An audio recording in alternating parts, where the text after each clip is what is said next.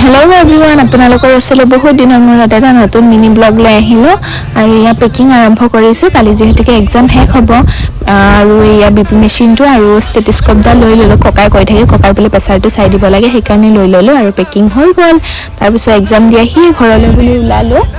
আধা ৰাস্তাৰ পৰা আকৌ পিজিলৈ উভতি যাব লগিয়া হ'ল মই চাৰ্জাৰডাল ল'বলৈ পাহৰি গৈছিলো আৰু ইমান ট্ৰাফিক আছিল নহয় গুৱাহাটীত কালি কি কম বাৰু আহি পাওঁতে আমাৰ বহুতখিনি ৰাতি হৈ গ'ল আৰু আমাৰ ভোক লাগিলে সেইকাৰণে আমি ৰাস্তাতে ৰখি পিনে কিবা খাই দিলো বাৰু আপোনালোকে কোনে কোনে দূৰত থাকি আৰু বিহু বুলি ঘৰলৈ গ'লেনে মোক কমেণ্টত জনাবচোন আৰু দেখিছেনে ৰাস্তাটো ইমান সুনসান হৈ গৈছিলে কাৰণ আমি আহি পাওঁতে বহুতখিনি ৰাতি হৈ গৈছিলে